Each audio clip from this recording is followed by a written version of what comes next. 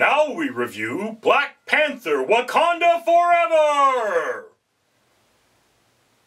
That seemed overly dramatic. Alright, ladies and gentlemen, I have seen Black Panther: Wakanda Forever. I believe it is the third of the Black Panther movies.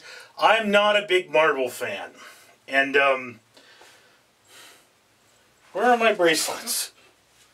Oh, wait, yes, there they are.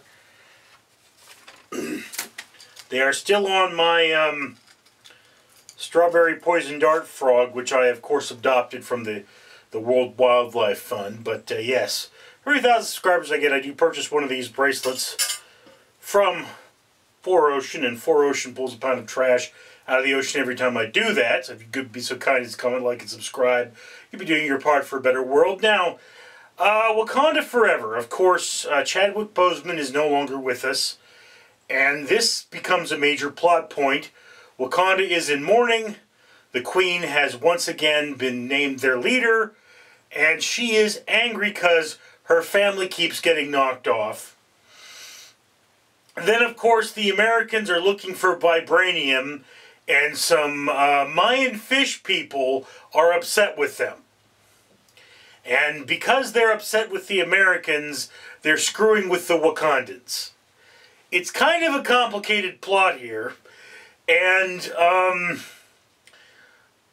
one of the new characters is something of a Mary Sue, but I don't want to get into spoiler territory, so I'm not going to go in that direction. But whereas I think the acting in this movie is fine, and the effects are as awesome as you would expect them to be in a Marvel movie, the story really makes the Wakandans look pathetic.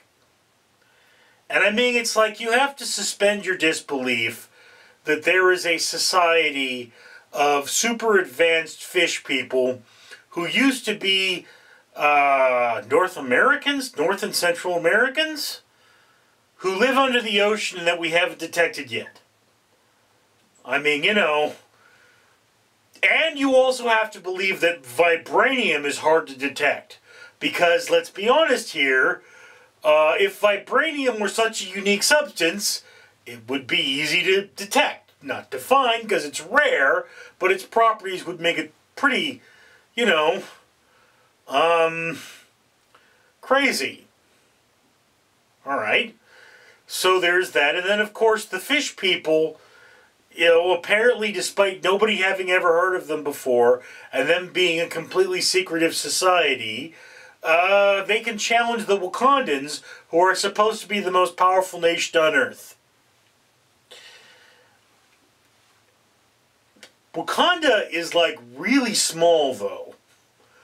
So, how they're the most powerful nation, I mean, it's like, there could be no farmers in Wakanda. They would all have to be like soldiers and scientists. And I'm knocking things over. But, I mean, again, I could live with the idea that people knew about Wakanda, but they were kind of a hermit kingdom. And, like, it turns out they're super advanced. It's a little silly, but I could deal with that. But now we have an entire new Wakanda underwater, and you've got these things that look like sort of short Navi from Avatar. So we've got the Navikanda versus the Wakanda, and they fight. And, like, you know, they inflict some pretty severe wounds in their first battle. So look, you know, this is an enjoyable popcorn movie. You turn your head off, you watch it, you don't think too much about it. It's not, say, wonderful, but it's not, say, terrible either. It's just a little hard to believe. Anyway, I mean, I will say this goes low on your watch list. It's not a movie you have to run out and see. It is not a movie that is going to, you know, change movie history. It's just a movie. And, you know, those things are fine. I have to admit, Marvel keeps pulling new characters out of nowhere, And I realize that these things are in the comic books. It's just that, you know, if there was a society this advanced and some alien warlord was coming to kill half of the planet, including half of them, do you mind? I'm doing a video here. Huh? I think they would have participated.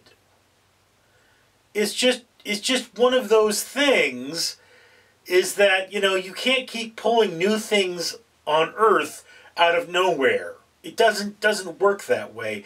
And while we're at it, I mean, if the humans want, if America wants vibranium, we now know that there are advanced alien civilizations out there, and that there's vibranium in space. So, wouldn't we be working on that? I mean, you know, we theoretically now have the understanding that faster-than-light travel is possible, so why haven't we gotten it yet?